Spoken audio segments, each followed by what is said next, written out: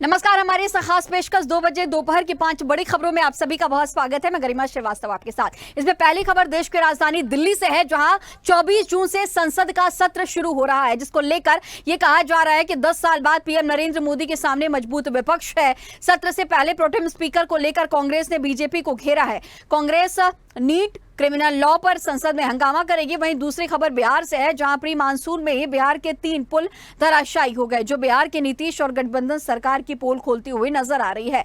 वहीं तीसरी खबर दिल्ली से है, जहां केंद्रीय गृह मंत्री अमित शाह ने बाढ़ की समस्या से निपटने की तैयारियों को लेकर एक उच्च स्तरीय बैठक की है। चौथी खबर मध्य प्रदेश से है, जहां सीएम डॉक्टर मोहन यादव ने गोवंश माफियाओं के खिलाफ कड़ी कार्रवाई करने के निर्देश जारी किए। पांचवी और आखिरी बड़ी खबर एमपी के इंदौर से है, जहां कैलाश विजयवर्गीय के करीबी बीजेपी नेता मोनू कल्याणी की गोली मारकर हत्या कर दी गई है।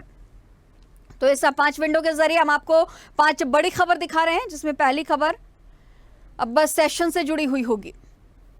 चलिए पहली बड़ी खबर का रुख करेंगे, जहां लोकसभा का पहला सत्र 24 जून से शुरू होगा। ये 30 जुलाई तक चलेगा। 10 दिन में कुल 8 बैठकें होनी है। सबसे पहले प्रोटेम स्पीकर भर्तृहरि महताब राष्ट्रपति भवन जाकर शपथ लेंगे और इसके बाद वे सुबह 11 बजे लोकसभा पहुंचेंगे। शुरुआत के 2 दिन यानी कि 24 और 25 जून को प्रोटेम स्पीकर नए सांसदों को शपथ दिलाएंगे। इसके बाद 26 जून को लोकसभा स्पीकर का चुनाव होगा। 27 जून को राज्यसभा का 264वां सत्र शुरू होगा और इसी दिन राष्ट्रपति द्रौपदी मुर्मू लोकसभा राज्यसभा के जॉइंट सेशन को संबोधित करेंगे और इसके बाद प्रधानमंत्री मोदी बोलेंगे। सत्र के आखिरी 2 दिन राष्ट्रपति के अभिभाषण पर सरकार धन्यवाद प्रस्ताव लाएगी और दोनों सदनों में चर्चा होगी। 10 साल बाद पहली बार पीएम मोदी के सामने मजबूत विपक्ष भी होगा। और पिछले हफ्ते नीट परीक्षा में हुई गड़बड़ी, 3 क्रिमिनल लॉ, लोकसभा चुनाव के बाद शेयर बाजार में हुई गड़बड़ी के आरोपों पर विपक्ष इस बार हंगामा कर सकता है। तो 10 साल बाद मोदी के सामने मजबूत विपक्ष खड़ा है। पेपर लीक समेत कई मुद्दों पर हंगामे के आसार है। 24 जून से लोकसभा का पहला सेशन शुरू हो जाएगा। 26 जून को लोकसभा स्पीकर का चुनाव होना है। 10 साल बाद पीएम मोदी के सामने मजबूत विपक्ष और ऐसे में पेपर लीक समेत कई मुद्दों को लेकर के हंगामे के आसार भी साफ तौर पर नजर आ रहे हैं। तो 24 जून से लोकसभा का सेशन शुरू होने जा रहा है। तमाम तैयारियां सत्ता पक्ष की तरफ से और विपक्ष की तरफ से भी, क्योंकि इस बार पूरे 10 साल बाद मजबूत विपक्ष पीएम मोदी के सामने खड़ा होगा और ऐसे में तमाम विषयों को लेकर के हंगामे के भी आसार इस सेशन के दौरान देखे जा सकते हैं। तो 26 जून को लोकसभा अध्यक्ष का चुनाव भी होगा। पेपर लीक समेत कई मुद्दों पर विपक्ष हंगामे कर सकती है। 24 जून यानी कि कल से लोकसभा का सेशन शुरू हो रहा है। तो इस नए भवन में ये सेशन शुरू होगा और पेपर लीक समेत कई मुद्दों को लेकर के विपक्ष हंगामा भी इस सेशन के दौरान कर सकती है।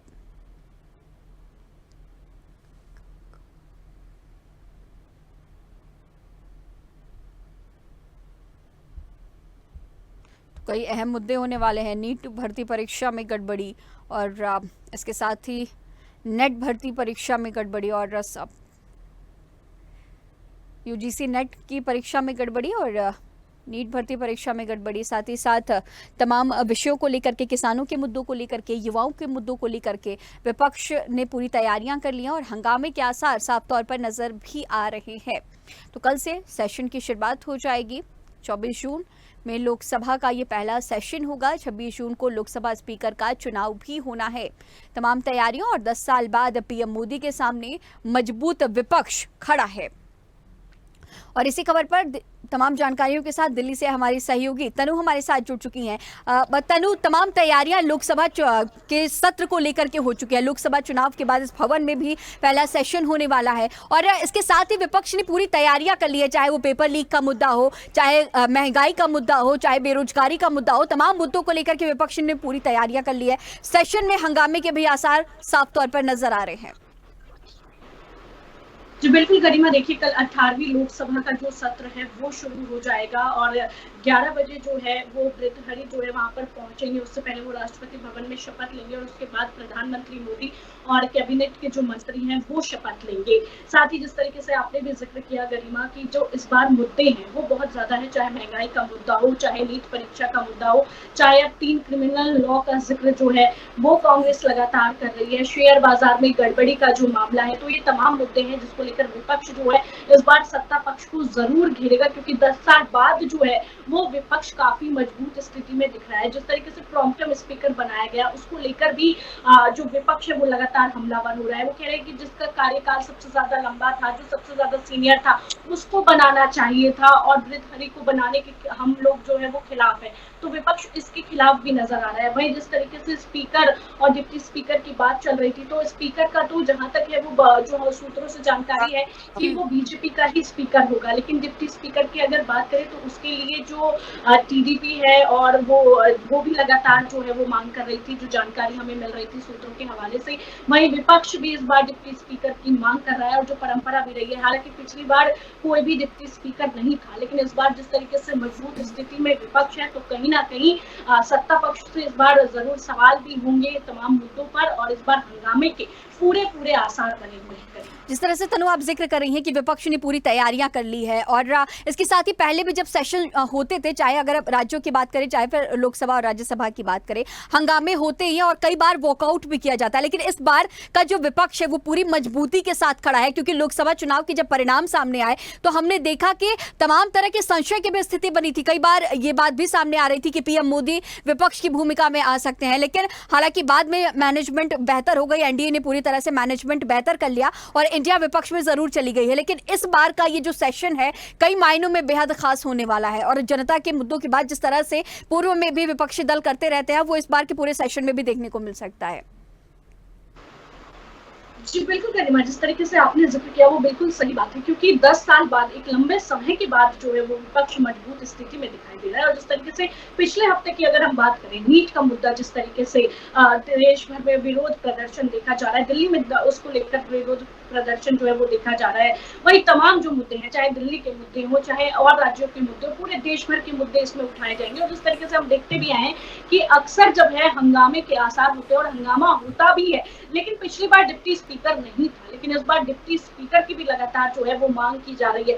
हालांकि इसको लेकर जो राजनाथ सिंह है उन्होंने कई बैठकें भी गरिमा की है, तो कहीं ना कहीं जिस तरीके से नरेंद्र मोदी भी लगातार एक्टिव मूड में नजर आ रहे हैं, वो भी लगातार किसानों की बात कर रहे हैं, क्योंकि पिछले दिनों हमने देखा था कि किसानों ने जो है वो भारी आक्रोश जताया था और प्रदर्शन भी किया था। महिलाओं की बात कर रहे हैं, प्रधानमंत्री आवास योजना की बात की जा रही है, लेकिन जो मेन मुद्दे हैं महंगाई, बेरोजगारी और जिस तरीके से विद्यार्थियों के साथ जो धोखाधड़ी हुई, एक बहुत बड़ा मुद्दा नीट भी बना हुआ है। वहीं शेयर बाजार को लेकर लगातार राहुल गांधी हमलावर रहे हैं, तो ये तमाम मुद्दे होंगे और कहीं ना कहीं हंगामा भी इस बार जबरदस्त देखने को कल से ही मिलेगा, जब संसद में जो है तमाम मुद्दे उठाए जाएंगे।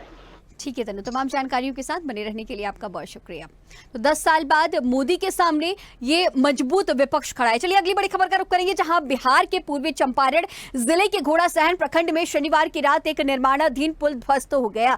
लगभग 1.5 करोड़ की लागत से पुल बन रहे इस पुल के शनिवार को ही ढलाई हुई थी, लेकिन ढलाई के बाद चंद घंटे बाद ही पुल ध्वस्त हो गया। निर्माणाधीन पुल ध्वस्त होने की ये हफ्ते भर के अंदर तीसरी घटना है। बिहार में एक सप्ताह के अंदर 3 पुल गिरने की घटना है। ये पुल घोड़ासहन प्रखंड के अमुआ से चैनपुर स्टेशन जाने वाले स्टेशन में लगभग 40 फुट लंबा इस पुल पर तेजी से काम चल रहा था और इसके पहले शनिवार को सीवान जिला के महाराजगंज अनुमंडल के पठेड़ा और गरौली गांव के बीच का पुल भी अचानक से टूट गया था। ग्रामीणों ने यह आरोप लगाया कि नहर की सफाई के दौरान विभाग ने सुरक्षा मानकों का पालन नहीं किया, जिससे पुल के पिलर पर अतिरिक्त भार पड़ गया है और यह हादसा हो गया। वहीं 18 जून को अररिया जिले में एक पुल गिर गया था। बकरा नदी पर बन रहे पुल का 3 पाया अचानक से गिर गया था। करीब 12 करोड़ रुपए की लागत से बन रहे पुल के गिर जाने के बाद स्थानीय विधायक ने काम में अनियमितता का आरोप भी लगाया था। उन्होंने पूरे मामले में भ्रष्टाचार के आरोप लगाए थे। वहीं अररिया में निर्माणाधीन पुल गिरने में स्थानीय लोगों में काफी रोष भी नजर आया था।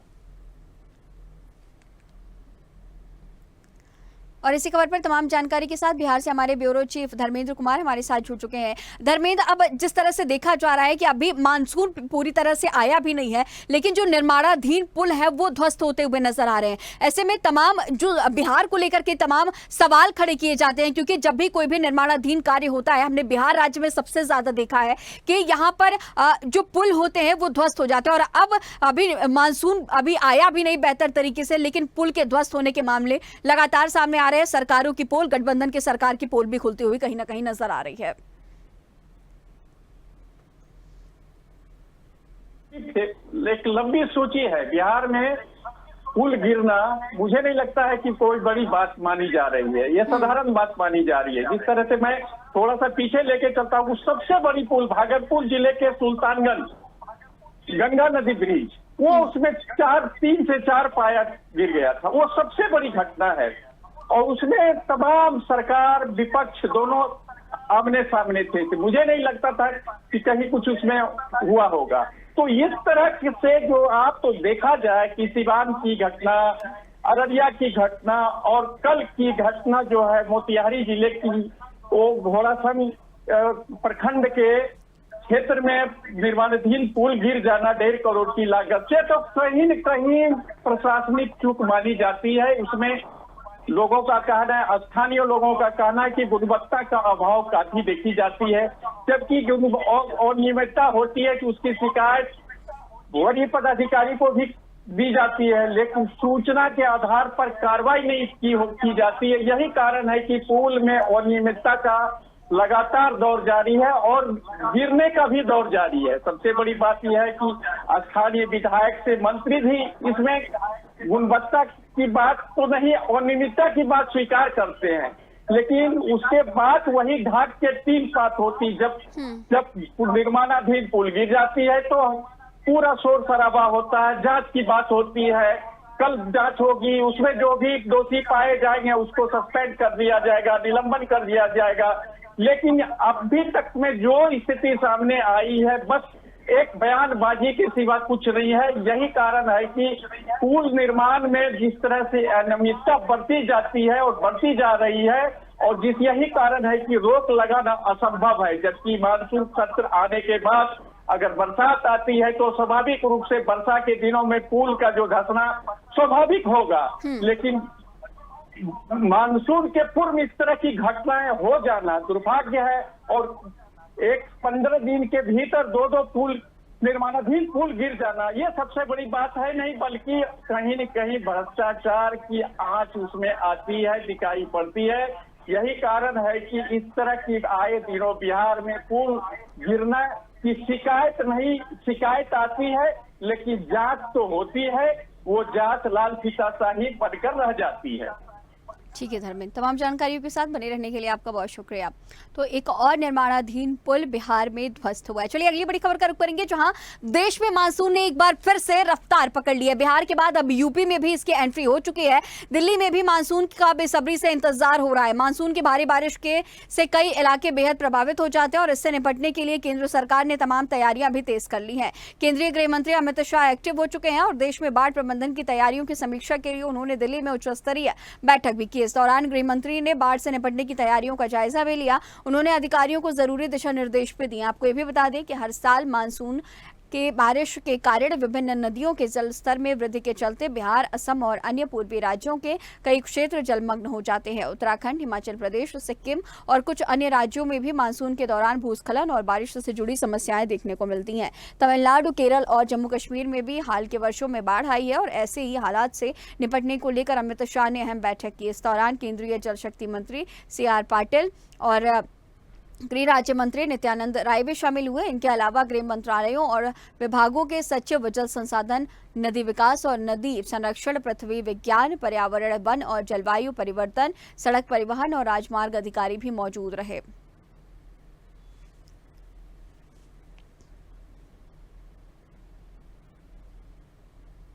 तो देश में मानसून ने एक बार फिर से अपनी रफ्तार पकड़ी है और अब बाढ़ को लेकर के समीक्षा बैठक की गई। गृह मंत्री अमित शाह ने उच्च स्तरीय बैठक की है। बारिश और बाढ़ से निपटने को लेकर के तमाम तैयारियां भी की गई है। केंद्रीय जल शक्ति मंत्री समेत तमाम नेता भी इस बड़ी बैठक में मौजूद रहे। गृह मंत्री अमित शाह ने ये बड़ी बैठक की है बाढ़ को लेकर के, बारिश को लेकर के, सभी चीज़ों को बेहतर करने के लिए, मैनेजमेंट बेहतर करने के लिए ये बड़ी बैठक की गई है।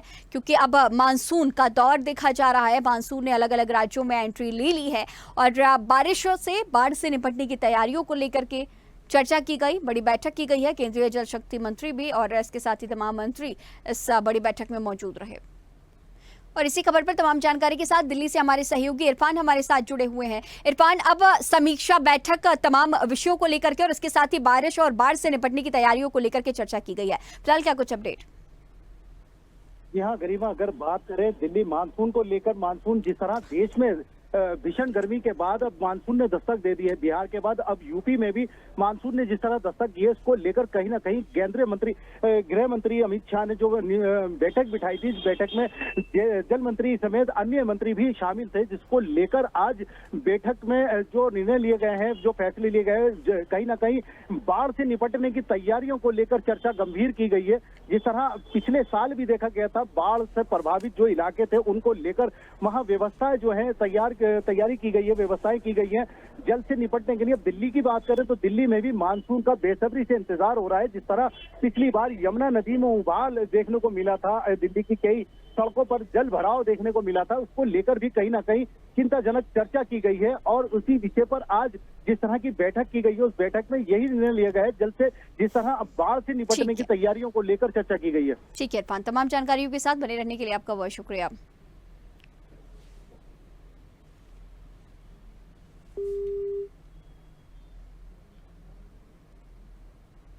मध्य प्रदेश में कानून व्यवस्था के मामले में सीएम डॉक्टर मोहन यादव पूरी तरह से सख्त हैं। सीएम डॉक्टर मोहन यादव के जारी स्पष्ट निर्देश के बाद अब सीएम डॉक्टर मोहन यादव ने यह भी कहा है कि मध्य प्रदेश में गोवध अधिनियम लागू हो गया है और राज्य स्तर से भी इसकी मॉनिटरिंग की जा रही है।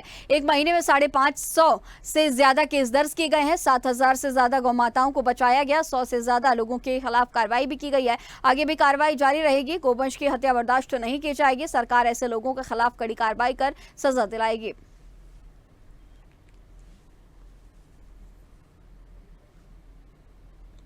और इसी खबर पर तमाम जानकारी के साथ हमारे सहयोगी अनिरुद्ध हमारे साथ जुड़े हुए हैं। अनिरुद्ध, मध्य प्रदेश में गोवध अधिनियम लागू हो चुका है और इसके साथ ही पूरी तरह से सरकार सख्त नजर आ रही है, तमाम बातें सीएम ने कही हैं।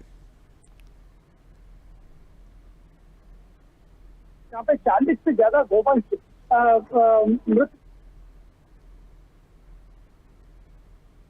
सिवनी में घटना हुई है, जहाँ पे 40 से ज़्यादा गोवंश मृत पाए गए और उनके अवशेष वहाँ मिले। उसके बाद सरकार ने कड़ी कार्रवाई की। हालांकि गोवध अधिनियम राज्य सरकार पहले ही लागू कर चुकी है। और सिवनी की बात करें तो वहाँ 2 लोगों पर NSA भी लगाया गया और सारी गिरफ्तारियां हो चुकी है। SP कलेक्टर को तत्काल मुख्यमंत्री डॉक्टर मोहन यादव ने कार्रवाई करते हुए हटाया है। और आज जब उनसे चर्चा की गई तो उनका यही कहना था कि मध्य प्रदेश में गोवध अधिनियम लागू है, 550 से ज़्यादा केस बन चुके हैं, 7000 से ज़्यादा गोवंश को सरकार बचाने की प्रयास कर चुकी है और उसमें सफल हो चुकी है। तो कुल मिलाकर देखा जाए तो गोवध अधिनियम मध्य प्रदेश में अब सख्ती से लागू हो गया है और इसकी मॉनिटरिंग खुद प्रदेश के मुखिया डॉक्टर मोहन यादव कर रहे हैं। तो आज जो उन्होंने वक्तव्य दिया उसमें स्पष्ट कर दिया कि गोवध अधिनियम का उल्लंघन जो भी करते हुए पाया जाएगा उस पर न केवल कड़ी कार्रवाई होगी बल्कि कड़ी से कड़ी कार्रवाई करने की सरकार कोशिश करेगी और इस मामले की पूरी मॉनिटरिंग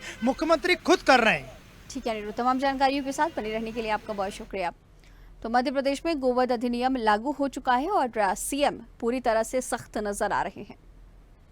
मध्य प्रदेश की सरकार लॉ एंड ऑर्डर को लेकर के बहुत गंभीर है और ये हमारे अपने सभी जिलों को स्पष्ट निर्देश दिए गए हैं कि किसी भी हालत में हमारे अपने जैसे गोवध अधिनियम हमारे यहाँ लागू है और इस अधिनियम के अंतर्गत जो भी अपराध करेगा उस पर कठोर कार्रवाई होना चाहिए और उस कठोर कार्रवाई की मॉनिटरिंग हम प्रदेश लेवल पे भी कर रहे हैं। और मुझे इस बात का संतोष है कि लगातार इसी के कारण से लगभग हमारे एक माह में 550 से ज्यादा प्रकरण पंजीबद्ध किए गए, 7000 से ज्यादा गौमाताओं के गोवंश को बचाया गया है और ऐसी सैकड़ों लोगों पे कार्रवाई की गई है और ये हमारी कार्रवाई जारी रहेगी। एक सिवनी में थोड़ी इसकी चूंकि बॉर्डर का इलाका है, स्वाभाविक रूप से इसमें कुछ बड़ी घटना घटी थी। हमने अपना एक ADG लेवल का दल भेजा है और उनकी रिकमेंड के आधार पर कठोर कार्रवाई। बीजेपी शासित मध्य प्रदेश के इंदौर में बीजेपी नेता की गोली मारकर हत्या कर दी गई है। घटना सुबह 3 बजे के करीब की बताई जा रही है। बीजेपी नेता की पहचान मोलू कल्याणी के रूप में हुई है, जो प्रदेश के मंत्री कैलाश विजयवर्गीय के करीबी थे।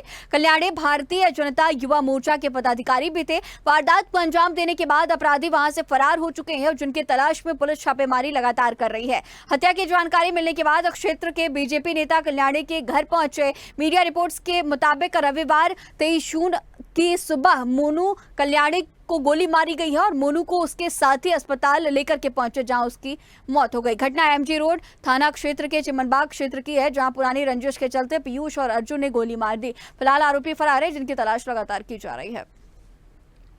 और इसी खबर पर तमाम जानकारी के साथ इंदौर से हमारे ब्यूरो चीफ चेतन हमारे साथ जुड़े हुए हैं। चेतन, अब जितने करीबी भी माने जाते हैं कैलाश विजयवर्गीय के मोनू कल्याणे, और इनकी इतनी बर्बरता से हत्या कर दी गई और पुलिस लगातार तलाश भी कर रही है, लेकिन इंदौर में जो बीजेपी शासित एक तो राज्य भी और सभी सीटों पर बीजेपी ने क्लीन स्वीप किया, और इन सबके बीच बीजेपी के ही नेता की इतनी बर्बरता से हत्या। अब तक क्या कुछ जानकारी निकल के सामने आई है जांच के दौरान? बात कर ली जाए गरिमा की, कल रात्रि की बात है जब मोनू कल्याणे को गोली मारी। मोनू कल्याणे बीजेपी के युवा मोर्चा अध्यक्ष उपाध्यक्ष भी थे और वहीं कहीं ना कहीं एक बड़े नेता के रूप में उनकी पहचान भी थी। जिस तरीके से बात कर ली जाए तो आप बात कर लें कि जिस तरीके से कैलाश विजयवर्गीय के काफी नजदीकी थे और कल जिस तरीके से उनकी हत्या हुई है उसके बाद कहीं ना कहीं तमाम क्षेत्र में तनाव की स्थिति हो गई थी, जिसके चलते करीब 4 थानों की पुलिस वहां लगाई गई है। और मोनू कल्याणे की हत्या के बाद कहीं ना कहीं एक बड़ा बयान भी आया है प्रदेश के, जो बता दूं, कैबिनेट मंत्री कैलाश विजयवर्गीय का कथित तौर पर कहना था कि मोनू कल्याणे की जिस तरीके से हत्या हुई है उसके बाद कहीं ना कहीं क्षेत्र में एक विवाद की स्थिति उत्पन्न हुई है। वो जो विवाद बताया है आपसी विवाद था, जिसके चलते मोनू कल्याणे की हत्या हुई है। तो जिस तरीके से उसकी हत्या हुई है उसके बाद कहीं ना कहीं अपराधियों की धरपकड़ भी लगातार हो रही है। और जिस तरीके से आदेश दिए गए हैं, सीधे तौर पर डॉक्टर मोहन यादव का कहना है कि जो जिस तरीके से हत्या हुई है उसके बाद कहीं ना कहीं उन अपराधियों को पकड़ लिया जाए, उनको कहीं ना कहीं बड़ी सजा दी जाए। चलते कल से ही राशि धरपकड़ की पुलिस की लगातार व्यवस्था है। और बता दूं, कल से ही कहीं ना कहीं इस क्षेत्र में तनाव की स्थिति उसको देखते हुए काफी पुलिस बल भी यहाँ लगाया गया है। पर अब देखना होगा किस तरीके से क्या हत्या का मुख्य कारण रहा है, क्योंकि आपसी विवाद बताया जा रहा है। आपसी में उनके पास के ही लोग थे जिन्होंने उनकी हत्या करी। कल रात की बात कर ले, करीब 3 बजे की घटना है। रात को बाइक सवारों ने जब उनकी हत्या करी उसके बाद उनके परिजन अस्पताल ले गए थे और नजदीक अस्पताल में ही उनको मृत घोषित किया है डॉक्टर ने। जी गरिमा। ठीक है चेतन, आगे भी इस पूरे मामले पर अपनी तेज नजर बनाए रखिएगा। तमाम जानकारियों के साथ बने रहने के लिए आपका बहुत शुक्रिया। हमारे इस खास बुलेटिन 2 बजे दोपहर 5 बड़ी खबर में फिलहाल इतना ही। खबरों का सिलसिला लगातार जारी रहेगा, बने रहिए स्वदेश न्यूज के साथ। सबसे पहले देश।